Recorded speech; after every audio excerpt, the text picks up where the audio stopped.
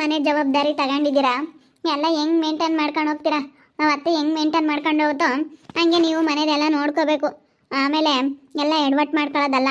ಇಲ್ಲ ಬಿಡು, ನನಗೂ ಇವಾಗ ಮನೆ ಜವಾಬ್ದಾರಿ ತಗೊಂಡಾಗಿಂದನೂ ನಾನು ಚೆನ್ನಾಗೆ ಮನೆಗೆಲ್ಲನ ಕೆಲಸ ಮಾಡಬೇಕು. ಇವಾಗ ಅಮ್ಮ ಜಮೀನು ತಗೊಂಡೈತಲ್ಲ, ಅದಕ್ಕೆಲ್ಲನ ಬೋರ್ ಹಾಕಿಸ್ಬಿಟ್ಟು ಇವಾಗ ಅದರಲ್ಲೂ ಏನಾದರೂ ಬೆಳೆ ಹಾಕೋಣ, ದಾಳಿಂಬೆ ಪಪ್ಪಾಯಿ ಅಂತ ಇದ್ದೀನಿ. ಅಮ್ಮನ ಕೇಳೋಣದಿಲ್ಲ, ಅದಕ್ಕೇ ಅಮ್ಮಗೆ ಹೇಳ್ತೀನಿ. ನನಗಿವಾಗ ಜವಾಬ್ದಾರಿ ಎಂಬತ್ತು ಕೊಟ್ಟ ಮೇಲೆ ನನಗೂ ಇನ್ನೊಂದು ಸ್ವಲ್ಪ ಜವಾಬ್ದಾರಿ ಎಂಬತ್ತು ಜಾಸ್ತಿನೇ ಆಗೈತೆ. ಆ ಜವಾಬ್ದಾರಿ ಅನ್ನೋದು ಬಂದಾಗ ದುಡ್ಡು ಉಳಿಸೋದ್ರಲ್ಲಿ ಎಲ್ಲರಿಗೂ ಹಂಗೆ ಅನಿಸುತ್ತೆ ಅನ್ನಿಸ್ತೈತೆ. ಇವಾಗ ನನಗೂ ಹಂಗೇನೆ, ಏನು ಕನ ಖರ್ಚು ಮಾಡ್ಬೇಕಂದ್ರೆ ಮುಂಚೆ ಖರ್ಚು ಮಾಡಿಬಿಡ್ತಿದ್ದೆ. ಆದರೆ ಮನೆ ಜವಾಬ್ದಾರಿ ಅನ್ನೋದು ಒಬ್ಬ ಮನುಷ್ಯನಿಗೆ ಬಂದೈತೆ ಮನೆ ಜವಾಬ್ದಾರಿ ಅಂತಂದರೆ ಅವಾಗ ಹಿಂದೆ ಮುಂದೆ ನೋಡ್ಕೊಂಡೆ ಖರ್ಚು ಮಾಡಬೇಕಾಗುತ್ತೆ.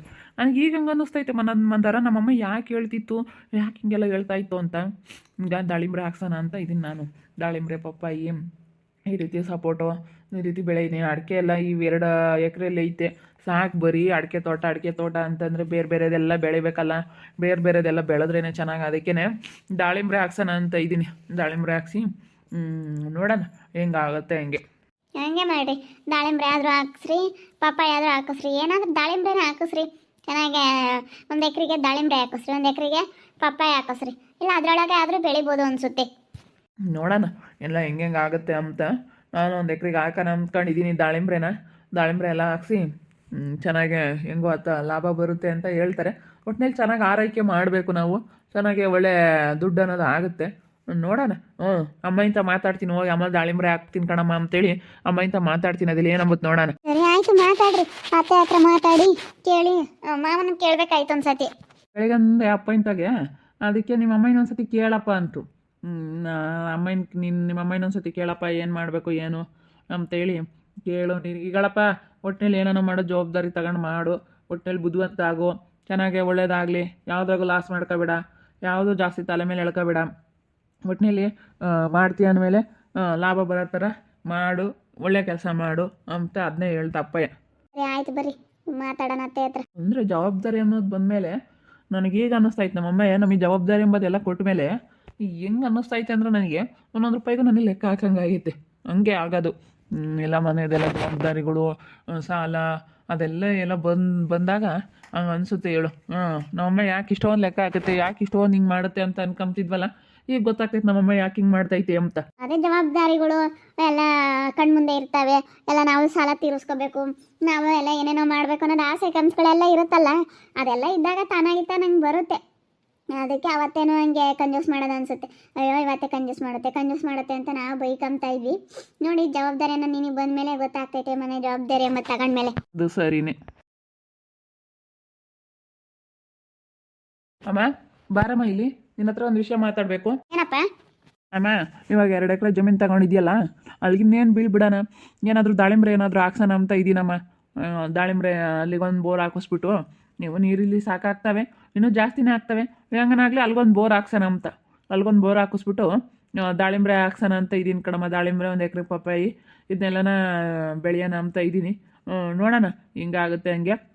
ಒಟ್ಟಿನಲ್ಲಿ ನಾನು ಇನ್ನೇನು ಬೀಳ್ಬಿಡೋದು ಅಂತ ಅಂದ್ಕೊಂಡಿದ್ದೀನಿ, ಹಾಕ್ಸೋಣ ಅಂತ ಕಣಮ್ಮ. ಸರಿ ಆಯ್ತಪ್ಪ, ಮಾಡು, ಯಾವ್ದನತ್ ಮಾಡಪ್ಪ. ಈಗ ಹೊಲ ಐತೆ, ಹೊಲ ಇದ್ರೆ ಏನು ಬೇಕಾದ್ರೂ ಬೆಳ್ಕೊಂಡು ತಿನ್ಬೋದು, ಏನು ಬೇಕಾದ್ರೂ ಬೆಳಿಬೋದು. ಹೊಲ ನೀರು ಇದ್ದುಬಿಟ್ರೆ ನೀನು ಅದಕ್ಕಿನ ಶ್ರೀಮಂತರ ಯಾರೂ ಇಲ್ಲ. ನೀನು ಯೋಟು ದುಡ್ಡಿದ್ರೂ ಹೊಲ ನೀರು, ನೀನು ಯೋಟೆ ಹೊಲ ಇದ್ರೂ ನೀರು ಇರಬೇಕು. ಫಸ್ಟ್ ಮೇನು ನೀರು. ಹೊಲ ಮೇಲೆ ನೀರು ಬಿದ್ದಾವೆ, ನೀರು ಐದಾವೆ, ಅಲ್ಲಿ ಬೀಳಲಿಲ್ಲ ಅಂದ್ರೂ ಇವಾಗ ಸದ್ಯಕ್ಕೆ ಮಾಡಿದ್ರು ಆಮೇಲೆ ಇನ್ನೊಂದು ಬೋರ್ ಹಾಕಿಸ್ಬೋದು. ಹಾಕ್ಸೈಕು ಇನ್ನೊಂದು ಹೆಂಗನಾಗಲಿ, ಅದಕ್ಕೆ ದಾಳಿಂಬ್ರೆ ಚೆನ್ನಾಗಿ ನೀರಿರಲೇ ಇರಬೇಕು. ಬೋರ್ ಹಾಕ್ಸೈಕಪ್ಪ, ಹಾಕ್ಸೈಕು ಪಾಪ. ಮಾಡಪ್ಪ, ಮಾಡು, ಒಳ್ಳೇದಾಗಲಿ, ಮಾಡು. ಏನಾಗ ಜವಾಬ್ದಾರಿ ನೋಡಿ, ಇವಾಗ ನೀನು ಮನೆ ಜವಾಬ್ದಾರಿ ಕೊಟ್ಟ ಮೇಲೆ ಎಷ್ಟೋ ಸ್ವಲ್ಪ ಜವಾಬ್ದಾರಿ ಮತ್ತು ಬಂದೈತೆ. ಹಿಂಗೆ ಜವಾಬ್ದಾರಿ ತಗೊಂಡು ಮಾಡ್ಕೊಂಡು ಹೋಗು, ಬುದ್ಧಿವಂತ ಆಗಬೇಕು. ಎಲ್ಲ ನಿಂದೇನೆ, ಲಾಭ ಆಗಲಿ ನಷ್ಟ ಆಗಲಿ ಎಲ್ಲ ನೀನೇ ಒತ್ಕೋಬೇಕು. ಎಲ್ಲ ನನ್ನ ಮಗನಿಗೆ ಬಿಟ್ಟು ನಾವು ಸುಮ್ಮನೆ ಆಗಿಬಿಟ್ಟಿದ್ದೀವಿ, ಎಲ್ಲ ನೀನೇ ನೋಡ್ಕೋಬೇಕು ಪಾಠ. ನಾನು ಇಷ್ಟು ದಿನ ಟೆನ್ಷನ್ ತಗೊಂಡು ಪಾಪ ನನಗೆ ಸಾಕಾಗಿತ್ತು. ಅಯ್ಯೋ ಇವಳು ಯಾಕೆ ಹಿಂಗೆ ಆಗ್ತಾಳೆ, ದುಡ್ಡು ಅಂತಾಳೆ ಮಂಗೆ ಆಗಿತ್ತು ಜನಕ್ಕೆ. ಇವಾಗ ಜವಾಬ್ದಾರಿಗಳು ಅಂಬದು ಬಂದಾಗ ಅವ್ರಿಗೆ ಗೊತ್ತಾಗುತ್ತೆ. ನಮ್ಮ ನನಗೆ ಈಗ ಹಂಗೆ ಅನ್ನಿಸ್ತೈತೆ, ಅಮ್ಮ ಯಾಕೆ ಹಂಗೆ ಲೆಕ್ಕ ಆಗ್ತಿತ್ತು ಅಂತ ಈಗ ಅನ್ನಿಸ್ತೈತೆ. ಜವಾಬ್ದಾರಿಗಳು ಅನ್ನೋದು ಬಂದಾಗ ಎಷ್ಟೋ ನಮಗೆ ಮನಸ್ಸಿಗೆ ಎಲ್ಲೆಲ್ಲಿ ಉಳಿಸ್ಬೇಕು, ಏನೇನು ಮಾಡಬೇಕು, ಏನು ಕೆಲಸ ಮಾಡಿದ್ರೆ ಹೆಂಗಿರ್ತೀವಿ ಅದೆಲ್ಲ ಬರುತ್ತೆ. ಅದೇ ಇದು ನಿಜ ಕಣಮ್ಮ. ನೀನು ಹೇಳ್ತಾ ಇದ್ದಿದ್ದು ನನಗೆ ಈ ನಿಜ ಈಗ ಅರ್ಥ ಆಗ್ತೈತೆ ನನಗೆ. ನಾನು ಏನು ಬಿಡು, ಏನು ದುಡ್ಡು ತಾನೇ ಇವತ್ತಲ್ಲ ನಾಳೆ ದುಡಿಬೋದು ಅದು ಸಾಧ್ಯ ಇಲ್ಲ. ಇರೋದ್ರಲ್ಲೇ ಉಳಿಸ್ಕೊಂಡು ಹೋಗ್ಬೇಕು, ಇರೋದ್ರಲ್ಲೇ ನಾವೇನಾದರೂ ಮಾಡಬೇಕು ಅನ್ನೋದು ನನಗೆ ಈಗ ಅರ್ಥ ಆಗ್ತೈತೆ. ಏನೋ ಬಿಡತ್ತ ಆಗೋದಾಯ್ತು, ಅದನ್ನೆಲ್ಲ ಬಿಟ್ಟಾಕಿ ಇವಾಗ ನೀನು ಮಾಡ್ಕೊಂಡು ಹೋಗು. ದಾಳಿಂಬ್ರೆನೇ ಇಕ್ಸು, ದಾಳಿಂಬ್ರೆನು ಇನ್ನೊಂದು ಗದ್ದಿಗೆ ಆತನ, ಒಂದು ಎಕ್ರೆಗೆ ದಾಳಿಂಬ್ರೆ ಇಕ್ಸು, ಇನ್ನೊಂದು ಎಕ್ರೆಗೆ ಆತನ ಬೇರೆದೇ ಆತನ ಇಕ್ಸು, ಬೇರೆದೇ ಆತನ ಬೆಳಿ. ಏನು ಬೇಕಾದ್ರೆ ಮಾಡ್ಬೋದು ಕಣಪ್ಪ. ಈಗೇನು ಕೆಲಸದಾರು ಸಿಗ್ತಾರೆ, ಎಲ್ಲ ವಾಪರಿಸ್ಬಿಟ್ರೆ ಎಲ್ಲ ಗಿಡಗಳೆಲ್ಲ ಇಕ್ತಾರೆ. ಏನು ನಾವು ದುಡ್ಡು ಮುಂದೆ ನಿಂತ್ಕೊಂಡು ಮಾಡಿಸೋದು ಇರೋದು ಮೇಯ್ನು. ಅತ್ತೆ ಐತೆ, ರಂಜು ಐತೆ, ಮಾಡಿಸ್ತಾರೆ, ಅವರು ಹೋಗ್ತಿರ್ತಾರೆ. ನಿಮ್ಮ ದೊಡ್ಡಪ್ಪ ಐತೆ, ಎಲ್ಲರೂ ಮಾಡಿಸ್ತಿರ್ತಾರೆ. ಒಟ್ಟಿನಲ್ಲಿ ಹೇಳಿದ್ರೆ ಆಯಿತು. ಜವಾಬ್ದಾರಿಯಿಂದ ಇಂಥದ್ದು ಮಾಡ್ಬೇಕು, ಹಿಂಗೆ ಅಂತ ನೀನೆಲ್ಲ ಹೇಳ್ಬಿಟ್ರೆ ಎಲ್ಲ ಮಾಡಿಸ್ತಾರೆ ಕಣಪ್ಪ. ಮಾಡ್ಬೇಕಣಪ್ಪ. ದುಡಿಯೋ ಕಾಲದಾಗೆ ನಾವು ಹೆಂಗೆ ತಲೆ ಓಡಿಸಿ ಹೆಂಗೆ ದುಡ್ಕೊಂತೀವ ನಮ್ಗೆ ಅಷ್ಟೇ ಒಳ್ಳೇದು. ದುಡಿಬೇಕು, ಯಾವುದೇ ಒಂದು ಇದ್ರಾಗೆ ಆಗಲಿ ನಾವು ದುಡಿಬೇಕಣಪ್ಪ. ಸರಿ ಕಣಮ್ಮ, ಆಯಿತು. ನೋಡೋಣ, ಹೊಲ್ತಕ್ಕೆ ಹೋಗಿ ನೋಡ್ಕೊಬತ್ತೀವಿ. ಬತ್ತಿಯ ಮಂದಾರ ಹೋಗಿ ಬರೋಣ. ಆಯಿತು, ಬರ್ರಿ ಹೋಗೋಣ, ಹೋಗಿ ನೋಡ್ಕೊಂಬರೋಕ್ಕಾಗುತ್ತೆ. ಹಂಗೆ ನೋಡಪ್ಪ, ಅಲ್ಲಿ ಏನಾನ ಕರೆಂಟ್ ಹೋಯ್ತೇನ ನೋಡ, ಡ್ರಿಪ್ ಎಲ್ಲ ನೀರೆಲ್ಲ ಸರಿಯಾಗಿ ಹೋಗ್ತಾವ ಹೆಂಗೆ ಏನು ಎಲ್ಲ ನೋಡ್ಕೊಂಬಲ್ದೆಲ್ಲ ತೋಟಕ್ಕೆ ಹೋಗಿ ಹಂಗೆ ಅದನ್ನೆಲ್ಲ ನೋಡ್ಕೊಂಡು ಬಾರಪ್ಪ. ಸರಿ ಆಯ್ತಮ್ಮ, ನಡ್ಕೊಂಡೆ ಹೋಗೋಣ ನಡಿ ಮಂದಾರ. ಗಾಡಿ ಏನು ಬೇಡ, ನಡ್ಕೊಂಡೆ ಹೋಗೋಣ, ವಾಕಾದಂಗೆ ಆಗುತ್ತೆ. ನೋಡ್ರಿ ಈಗ ಎಷ್ಟು ಜವಾಬ್ದಾರಿ ಎಂಬುದು ಬಂದೈತೆ. ನನಗೆ ಯಾವಾಗ ನೀನೇ ಮನೆ ಯಜಮಾನಿಕೆ ತಗೊಂಡೆಲ್ಲ ಮಾಡಪ್ಪ ಅಂತ ಬಿಟ್ಬಿಟ್ನ, ಆವಾಗ ಅವನಿಗೆ ಜವಾಬ್ದಾರಿ ಅನ್ನೋದು ಬಂತು. ಅದಕ್ಕೆ ಈಗ ಗೊತ್ತಾಗ್ತೈತೆ ಕಣಮ್ಮ, ದುಡ್ಡು ಕಳಿಬಾರ್ದು ಅಂತ ಜವಾಬ್ದಾರಿಗಳಂಬದು ಬಂದಾಗ. ಇವತ್ತು ನೋಡ್ರಿ, ನನ್ನ 2 ಎಕರೆ ಹೊಲ ತಗೊಂಡು ಅದನ್ನು ತೋಟ ಮಾಡಿದೆ. ತೋಟ ನೀನು ಅಡಿಕೆ ತೋಟ ಬಂತು, 5 ವರ್ಷ ಆಯಿತು ಅಡಿಕೆ ಗಿಡ ಇಕ್ಕಿ.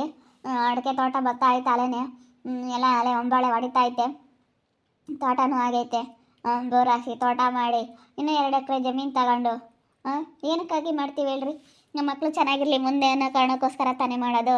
ಅದಕ್ಕೋಸ್ಕರ ಇವಾಗ ನಾನು ತಗೊಂಡು ಸುಮ್ಮನೆ ಆಗ್ಬಿಟ್ಟಿದ್ದೆ. ಏನಾನ ಮಾಡ್ಕೊಂಡ್ವಿ ಬಿಡು, ನಾನು ಯಾವ ಥರ ಮಾಡೋಕ್ಕೋದ್ರೆ ಇವಾಗ ಸುಮ್ಮನೆ ಯಾಕೆ ನಾನು ಅವ್ನಿಗೆ ಹೇಳೋದು, ಓಟ್ ಅವ್ನು ಬೇಜಾರು ಮಾಡ್ಕೊಂಬೋದು ಅಂತ ಹೇಳಿ ನಾನು ಏನು ಹೇಳ್ದಂಗೆ ಸುಮ್ಮನಾಗಿದ್ದೆ. ಇವಾಗ ಅವನಿಗೆ ಜವಾಬ್ದಾರಿ ಎಂಬುದು ಬಂದೈತಿ. ಅದಕ್ಕೆ ನಾನೇ ದಾಳಿಂಬ್ರೆ ಇಕ್ಕಿಸ್ತೀನಿ, ನಾನೇ ಮಾಡಿಸ್ತೀನಿ ಅಂತೇಳಿ ಹೋಗ್ತಾನೆ. ಈಗ ಗೊತ್ತಾಯ್ತು ನಮ್ಮಮ್ಮ ಯಾಕೆ ಹೇಳ್ತಿತ್ತು ಅಂತ. ಅದಕ್ಕೆ ಮತ್ತೆ ಮನೆ ಜವಾಬ್ದಾರಿಗಳು ಎಂಬುದು ಬಂದಾಗ ತಾನಾಗಿ ಅವ್ರಿಗೆಲ್ಲ ಅರ್ಥ ಆಗುತ್ತೆ ಅಂತ ಹೇಳೋದು. ಅರ್ಥ ಆಗಲಿಲ್ಲ ಸಮಯದಾಗೆ ನಾವು ಎಷ್ಟು ಹೇಳಿದ್ರು ವ್ಯರ್ಥನೇನೆ. ನಾವೇನೇ ಹೇಳಿದ್ರು ಅದು ವ್ಯರ್ಥ. ನಾವೇನೇ ಹೇಳಿದ್ರು ಅದು ಅವ್ರಿಗೆ ವಿರುದ್ಧವಾಗಿ ಕಾಣುತ್ತೆ. ಏನಮ್ಮ ಬೊಮ್ಮಮ್ಮ ಎಲ್ಗ ಹೋದ್ರು ಮಗನ ಸೊಸೆ ಹೊಲ್ತಕ್ಕೆ ಹೋಗಿದ್ದಾನೆ. ಅದೇ 2 ಎಕರೆ ಜಮೀನು ತಗೊಂಡಿದ್ನಲ್ಲ, ಅದಕ್ಕೆ ಏನಾದ್ರು ದಾಳಿಂಬ್ರೆ ಏನಾದರೂ ಇಕ್ಕಿಸ್ತೀನಿ ಕಣಮ್ಮ ಅಂದ. ಎಲ್ಲದಕ್ಕೂ ಬರೀ ಅಡಿಕೆ ತೋಟ ಅಂದರೆ ಚೆನ್ನಾಗಿರಲ್ಲ, ದಾಳಿಂಬ್ರೆ ಇಕ್ಕಿಸ್ತೀನಿ ಅಂದ. ಸರಿ ಆಯ್ತಪ್ಪ ಮಾಡು, ಹೋಗಿ ನೋಡ್ಕೊಂಬರ್ತೀವಿ ಅಂತ ಹೋದ್ರು ಹೊಲ್ದ ಕಡೆಗೆ. ಹೋಗಿ ನೋಡ್ಕೊಂಡು ಹಂಗೆ ಬರ್ತೀವಿ ಅಂತ ಇಬ್ಬರಾಳು ಹೋದ್ರು. ಇನ್ನೇನು ನಾವು ಹೇಳಿದ್ರೆ ಮಾಡ್ಸಪ್ಪ ಇಕ್ಕಪ್ಪ ಅಂತ ಹೇಳಿದ್ರೆ ಅವ್ರು ಕೇಳಲ್ಲ. ಇವಾಗ ಅವ್ರಿಗೆ ನೋಡಿ ಇವಾಗ ಎಷ್ಟು ಜವಾಬ್ದಾರಿ ಅನ್ನೋದು ಬಂದೈತೆ. ನೀನೆಲ್ಲ ನೋಡ್ಕೊಂಬಕ್ ಬಿಟ್ಟಲ್ಲ, ಅದಕ್ಕೆ ಇವಾಗ ಅವನಿಗೆ ಹಂಗೆ ಅನ್ನಿಸ್ತೈತೆ. ಅವ್ನು ಬುದ್ಧಿವಂತರಾದ್ರೆ ಸಾಕು ಬಿಡ. ಮತ್ತು ಹೆಂಗೆ ಬುದ್ಧಿವಂತರಾದ್ರಲ್ಲ, ಅವನಿಗೂ ಬುದ್ಧಿವಂತಲ್ಲ ಅಷ್ಟೇ ಸಾಕು. ಯಾರನ್ನ ಹೆಂಗೆ ಚೆನ್ನಾಗಿದ್ರೆ ಸಾಕಮ್ಮ. ಅದಕ್ಕೆ ನಮ್ಗೆ ಟೆನ್ಷನೇ ಬರಲ್ಲ. ನನಗಂತೂ ಟೆನ್ಷನ್ ತಗೊಂಡು ಸಾಕಾಗಿತ್ತು. ಕೆಲಸದ ಬೇರೆ ಟೆನ್ಷನ್ನು ಅಂಥದ್ರಾಗೆ ಮನೆಯಾಗ ಏನಾರ ಸ್ವಲ್ಪ ಪರದಾಡೋರು ಅದು ಹೊಲದ ಕಡೆ ಎಲ್ಲ ನೋಡ್ಕೋಬೇಕಾಗಿತ್ತು.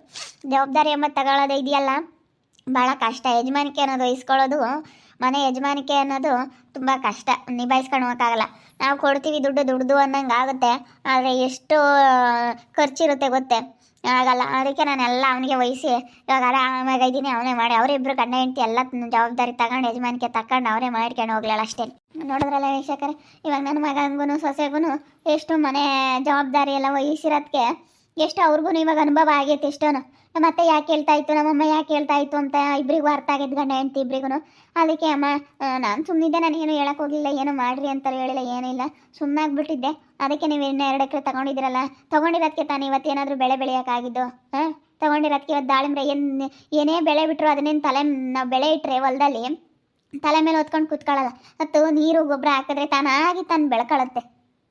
ಇವಾಗ ಕೂಲಿ ಆಳುಗಳು ಸಿಗ್ತಾರೆ, ಕೂಲಿ ಕೊಟ್ಟು ಆಳುಗಳಿಟ್ಟು ನಾವು ನೋಡ್ಕೊಂಡ್ರೆ ಅದರಿಂದ ನಮಗೆ ಅದ್ರ ಕಡೆಯಿಂದನೂ ಒಂದು ಒಳ್ಳೆ ಲಾಭ ಅನ್ನೋದು ನಾವು ಗಳಿಸ್ಬೋದು.